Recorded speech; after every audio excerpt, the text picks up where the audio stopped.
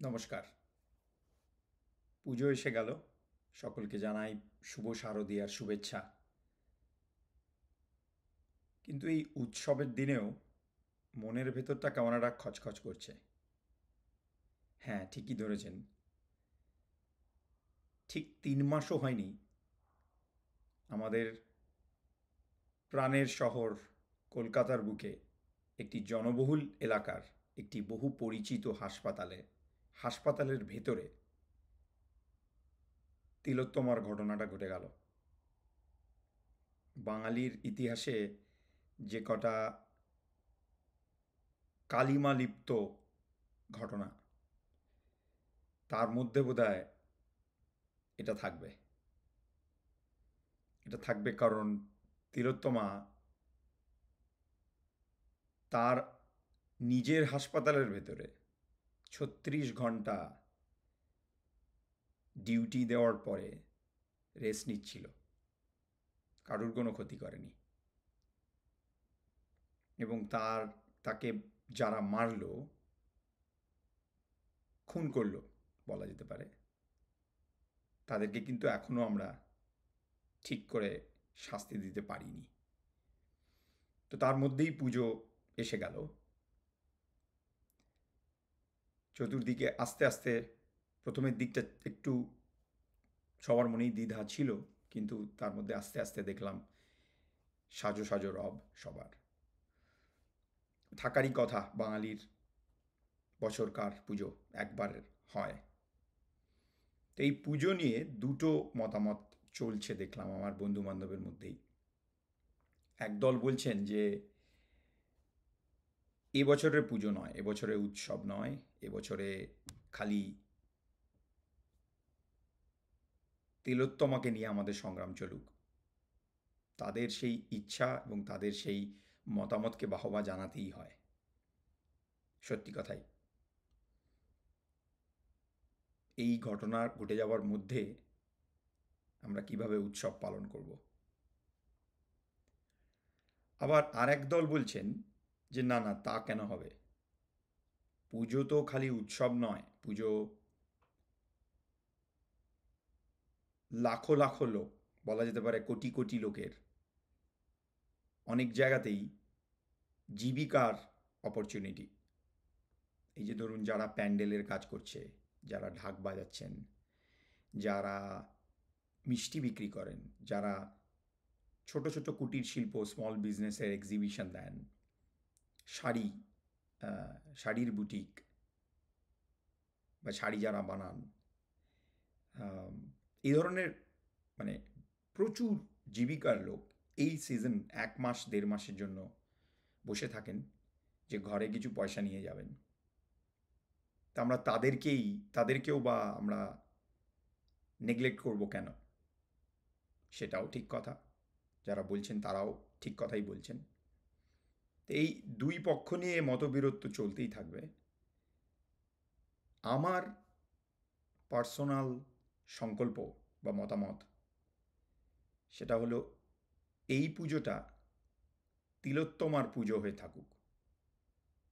এই পুজোয় আমরা তিলোত্তমাকে মনে করে উৎসব পালন করি। ঘটনাটা ঠিক 3 মাসও হয়নি ঘটে গেছে, অথচ দেখুন, ফেসবুক খুললে বা খবরের কাগজ খুললে বা ডিজিটাল মিডিয়ার যদি দেখেন, প্রায় প্রতিনিয়ত এই 3 মাসের মধ্যেও ঘটনা কিন্তু ঘটে চলেছে।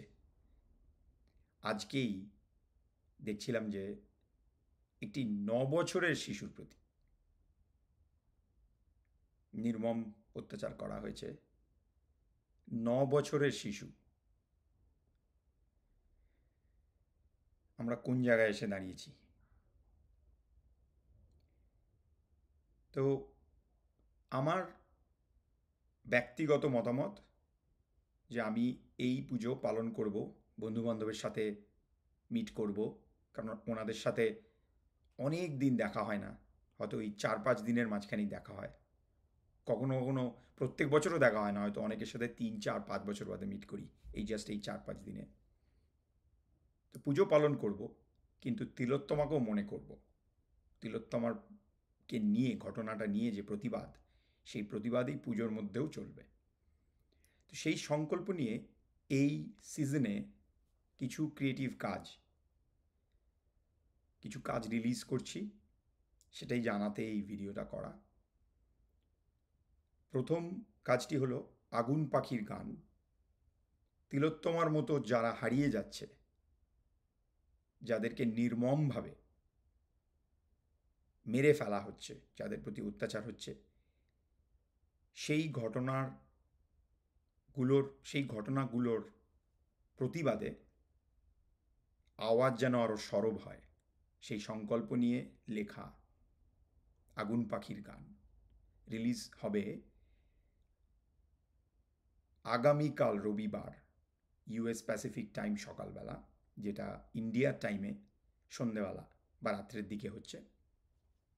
আগুন পাখির গান ইউটিউবে রিলিজ হবে।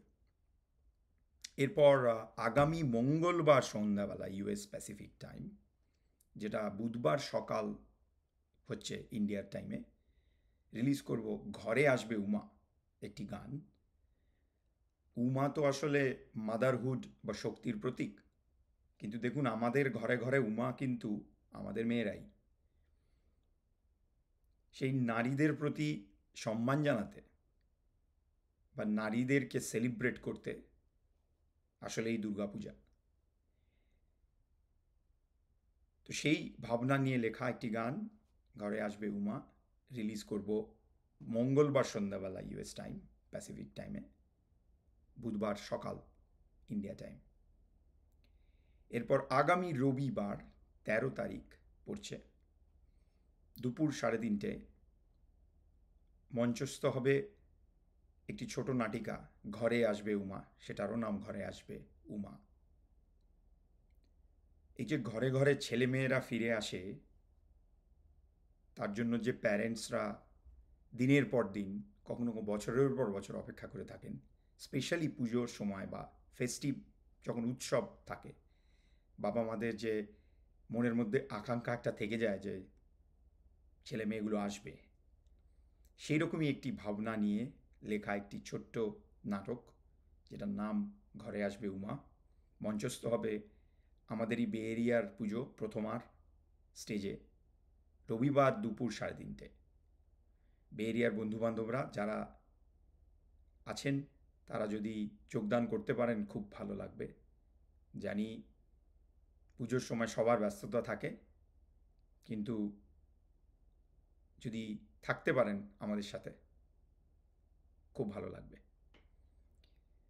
এছাড়া রইল আরও একটি ছোট নাটিকা, যেটার নাম প্রতিবাদের ভাষা,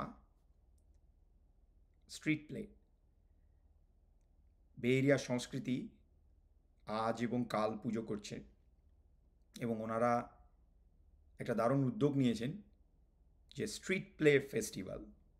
অনেকগুলো ছোট নাটকের পথনাটিকার একটি ফেস্টিভ্যাল হচ্ছে, যেটাতে আমাদের একজন পরিচিত দিদি পারমিতা দাস অসাধারণ একটি ছোট স্ক্রিপ্ট লিখেছেন, যেটার নাম প্রতিবাদের ভাষা। সেটাতে কাজ করার সুযোগ পেয়েছি এবং কালকে অংশগ্রহণ করব। সেটা কালকে বিকেলের দিকে ইউএস টাইমে অনুষ্ঠিত হবে। হার্ডলি 10 মিনিট, যদি বে এরিয়ার বন্ধুবান্ধবরা থাকেন দেখতে আসেন, খুব ভালো লাগবে। আরও কিছু পরিকল্পনা আছে আগামী কয়েকদিনে, সেটা আরও ফাইনাল হলে প্রকাশ করব। তো এই বক্তব্য রেখে আজকের এই ভিডিওটা শেষ করছি। পুজো সবার ভালো কাটুক, সবার ঘরে সুখ শান্তি ফিরে আসুক, আর তিলোত্তমার মতো যে সমস্ত মানুষ, গুণী মানুষ, ইনোসেন্ট মানুষ যারা হারিয়ে যাচ্ছেন at no fault of their own, যাদের জীবন নির্মমভাবে পাশবিক অত্যাচারে কেড়ে নেওয়া হচ্ছে বা অত্যাচার করা হচ্ছে, তাদের প্রতি, তাদের এই অত্যাচারের প্রতি যেন আমাদের সংগ্রাম বা লড়াই চিরকাল চলতে থাকে, এই আকাঙ্ক্ষা রেখে আজ শেষ করছি। শুভ শারদিয়া, ভালো থাকবেন। নমস্কার।